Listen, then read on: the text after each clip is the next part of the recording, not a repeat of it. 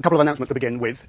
First of all, I have office hours today rescheduled, not from 3:30 to 5:30, but 2 to 3. I'm sorry, I have something else that's come up this afternoon that I have to deal with. So if any of you want to come talk to me, do it then. And the other announcement is to say that we're going to give the midterms back in next Tuesday's lecture. So you won't be getting them in section on Friday or Monday because we want you to carry on the important discussion work that you're doing in those sections. And you will have a chance to talk with me about your midterms if issues arise, and more of that later.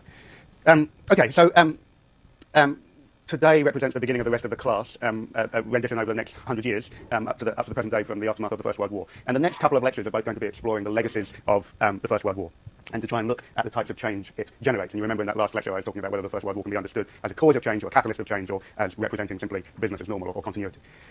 The big issue that we're going to see and explore in these next couple of lectures is whether the First World War represented a caused a return back to the liberalism that had emerged in the 19th century, particularly around questions of the liberal political economy, the free trade, of the gold standard, of cheap government, of a belief in industrial progress and imperial expansion, or a move away from those things to something that looks very different in terms of a planned version of economy and society, something that would begin to gesture to a new type of system and reflected a new type of social contract between the state and its subjects. But today I'm going to basically focus on the political and cultural consequences of the war, and then on Thursday we'll explore in more detail the economic effects of the war. I want to start by reminding you of what a cataclysmic event the Great War was. In many ways, the First World War represented for contemporaries a type of test case of the nature of the modern world. Very similarly to the way in which the Second World War, and particularly the discovery and experience of the Holocaust, represented a type of test case of the nature of the modern world for people living in the 1940s and 1950s and for the decades that followed it.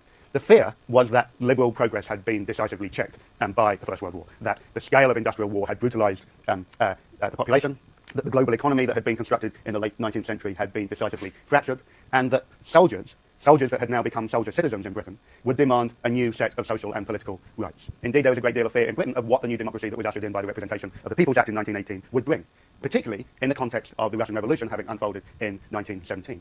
And as you're going to see today, the widespread amount of unrest that was generated in the aftermath of the war across the British Empire. Indeed, in many ways, 1919 represented a real moment of imperial crisis for Britain. Revolts and revolutions and anti-colonial protests spread across the British Empire after demobilisation. And you're going to see that in Ireland, in India, in Iraq, in Egypt, in Afghanistan, in the Caribbean, in Somaliland, and in Britain itself. Indeed, that tide of unrest in Britain culminates really with the outbreak of Britain's first ever and last ever general strike in 1926. There were two responses to this sense of impending crisis that the war had brought. The first was towards an idea that this chaos had to be met by a new type of science of government, a new interest in the art of government being about planning economic and social progress. That economic and social progress could no longer be left simply to the idea of the free market. The other was an attempt to reimagine Britain as it ideally was, as a rural place of stability and of consensus. And many historians have argued that the 1920s and 1930s in Britain experienced something that they've described as an introspective turn, a turn away from the old 19th century imperial rhetoric of masculine expansion towards something that looked far more domesticated and orientated around what was considered to be a feminine experience. So I'm going to talk about how this introspective turn happens by looking at the remaking of relations in the home, by the growing fascination with the countryside, with the political settlement through Stanley Baldwin's Conservative Party, and finally through the Empire. Let me turn first to this remaking of domestic and gender relations. And the first thing I want to talk about in this context is the development of what is often referred to as a new wave of feminism. Okay, remember that in 1918, the women's suffrage movement had accepted a great compromise. It accepted the compromise that only some women would get the vote, and that propertied women and women over 30 had the vote. But that left many unenfranchised. And indeed, much of the activities of the suffrage movement after 1918 was focused around a different set of demands. Now, the new umbrella organisation that women organised around was the National Union of Societies for Equal Citizenship. And they basically outlined 6 principal demands. They wanted equal pay for equal work, and that, of course, meant opening up women's work in industry and the professions, which had been obviously a long-standing part of the women's movement since the 1850s.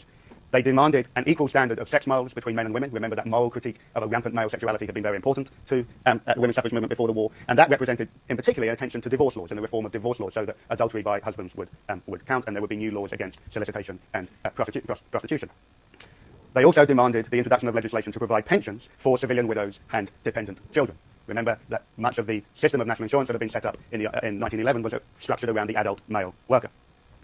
They also demanded the equalisation of the franchise, that is the enfranchisement of all women, and demanded that there should be more women candidates able to stand for Parliament. They wanted equal legal recognition of mothers as guardians of their children, so that it wasn't simply fathers who were considered guardians. And they wanted the opening of the legal profession to women, particularly the institution of the magistracy, or JPs. So in many ways you can see this set of arguments about the consolidation of further demands for the equality of women.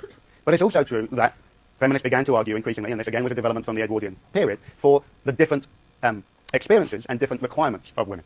Women who now started to agitate for things like birth control, for clinics for child welfare, and for family allowances. Indeed, one of the lead spokesmen of this movement, Eleanor Rathbone, that you see talking here at the meeting, was one of the people who argued very forcibly that the family allowance should be rewarded to women as a payment for their domestic labour. That women who worked unwaged at home deserved compensation for their labour. They also engaged, and Rathbone again was very involved here, in campaigns across the British Empire against child marriage, particularly in India, and female circumcision. Again, this is a continuation of the tradition of imperial social reform that Josephine Butler had started in the late 19th century. One of the lead figures in the interest in birth control was a character known as Mary Stopes. Now, Mary Stopes became best known for this publication, Married Love, in 1918, which was hugely successful, translated into 10 languages by 1931, and selling around 400,000 copies. What was really important about Stopes' work was that she argued that marriage and sexual relations in marriage should be a reciprocal relationship. That marriage should represent a physical and spiritual union, where men and women met on equal terms. And for Stopes, that, in many ways, was best symbolized by the idea of the mutual orgasm. This perfect union for Stopes should be also about the sexual fulfillment of women. Women should no longer have to lie back and think of England and endure the turmoil and misery of sexual intercourse, but they should be pleasured by their partners. A radically new concept, given the importance of the idea of the wife as a servant of her husband. Neither was she alone in this type of argument. There were many guides by to sexual relations for married couples. Another example I show you here was Van der Velde's Ideal Marriage, published in 1926, and his Threshold of Marriage, published in 1932, both of which sold actually more copies than Mary Stopes, and were basically sex manuals for married couples. Again, not something that would have been imaginable before the war. Not something, for instance, that you could imagine Mrs. Beeton having a chapter on in her publication.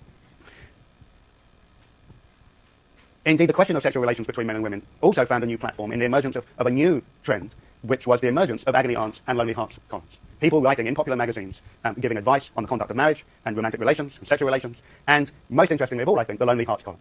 Now, there had been adverts in the marriage market of people trying to attract brides or husbands, but the lonely hearts column really blossomed in the era after the Great War, many of which was about trying to address this question of the so-called 1 million surplus women that had been left over by the casualties of men during the war. So, for instance, one ad in 1916 by a serviceman returning on leave generated 3,000 letters and 98 parcels from interested ladies. There were something like 30,000 Lonely Hearts ads published immediately in the year immediately after the war. And these Lonely Hearts columns were often articulated in the language of euphemism. That people were looking for pen pals, they were bohemian or they were sporty. They used a whole range of different words to try and convey the type of partner that they were interested in acquiring. This went hand in hand, I think, with the redefinition of the domestic space and family relations. In many ways, historians often note that afterwards, especially after wars in the 20th century when women have played a role in an unprecedented role in the workforce, there are often attempts to try and reinscribe forms of sexual difference that try and get women back into the domestic environment. It happens both after the First World War and the Second World War. One of the new features of the attempt to reconfine women to the domestic sphere was the idea that domestic work had now required a new set of professional skills. That domestic work was itself a type of science that women had to master in order to do that work efficiently. And you can see here there's a proliferation of women's magazines, from Good Housekeeping, first published in 1922, which was my mother's favourite magazine all the way down through the 1980s, and a whole series of others which I won't bother to read out because you can see them behind me. Women's domestic work was also made very different by the fact that the family was taking a new type of shape in the decades after the war. It's really in this period that you see the emergence of the nuclear family around 2.5 children. And that was due to the declining birth rate across all classes. So in 1914, there had been 23.9 births per 1,000 people. By 1945, that had fallen to 16.2. So women were now masters of their own domestic domain and masters of their children in a very different type of way than in the Victorian period. And the fact that homemaking, and if you like, family government became professionalised was also represented in the development of domestic science or household management as an academic pursuit. So King's College in London had set up in 1915 its own programme in what it described as household and social science, the idea that domestic science was part of the broader social sciences. By 1930, there were something like 3,000 specialist teachers in elementary schools teaching domestic subjects to around 500,000 girls. So it wasn't just the elite areas of academic life, women going to college in the 1920s and 1930s, which were obviously in small numbers. This was also diffused through the elementary system. And many of the women trained in places like King's College London went on to go and work across the British Empire in various numbers of development programs concerned with teaching indigenous people how to cook and how to keep clean houses and sanitary houses, etc. You can see here a kitchen from the King's College campus designed to be able to model how this new domestic science was to be practiced. Okay, so importantly, relations between men and women were changed, and women's roles in particular changed around these domestic spaces. One of the key elements of that was the idea that men and women had to overcome the sex war that had been seen to be so rampantly out of control before the Great War. There was a sense that men and women had to come together in new types of ways, and all of those things that I've spoken to you about were part of that process. Let me talk now about the growing fascination with the countryside as a site of stability and tranquility.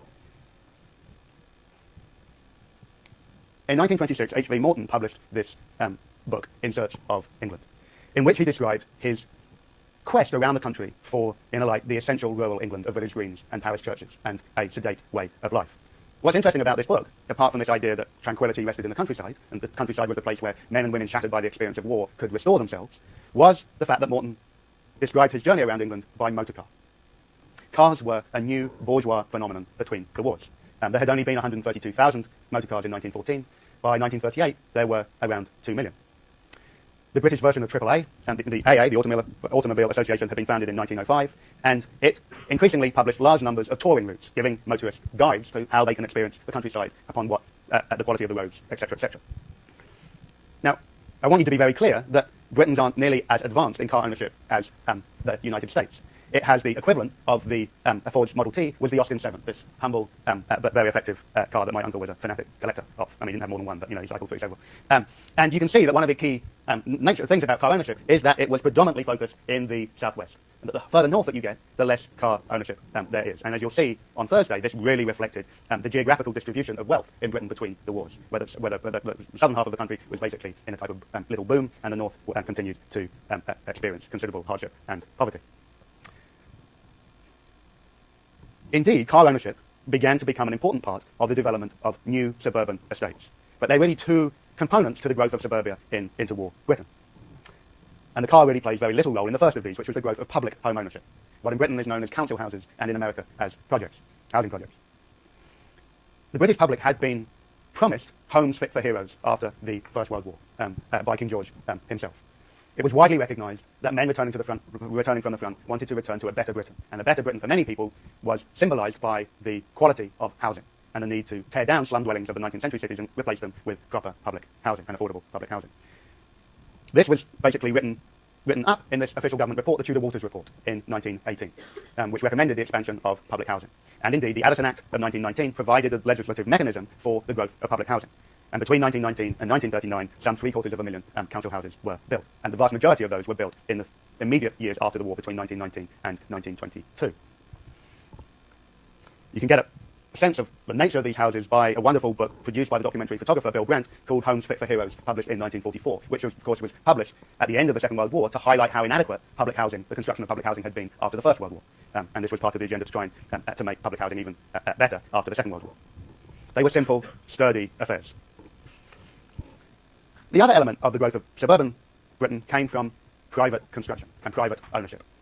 And this really predominated from the middle of the 1920s through to the end of the 1930s. 4 million private houses were built between 1914 and 1938, and the really significant figure here is that home ownership, or the percentage of owner-occupiers of the housing stock, increased from 10 to 32% in this period of time. So just 10% of Britons owned their own homes in 1914. But that rises significantly to 32% and actually stays around there until remarkably late in the 20th century, as we'll hear in future lectures. This growth of the private housing market really created a new type of property market. So the type of real estate practices that become very familiar to Britons in the second half of the 20th century were really invented in the period from the 1920s and 1930s. One of the key events that dramatised the attraction of home ownership and of suburban life was the Daily Mail's Ideal Home exhibition, which had started in 1908 and ran for the next 7 decades. In fact, as far as I know, it may even still be running today. What the Ideals Homes exhibition did was basically model the new type of life that married couples could experience in suburbia. So my wife's paternal grandparents, got that right, my wife's paternal grandfather returned from India